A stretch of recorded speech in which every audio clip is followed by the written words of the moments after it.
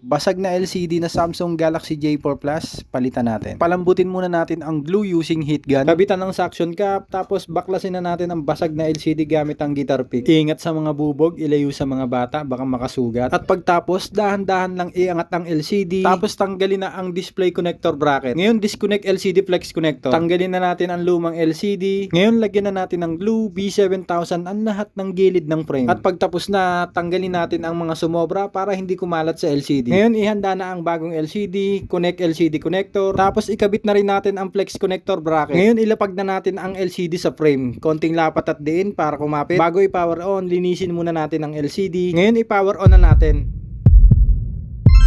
Yon, buhay na naman ang J4 Plus ni Sir. At kung nagustuhan nyo po ang palit LCD tutorial, don't forget to like, share, and subscribe po. Thank you for watching.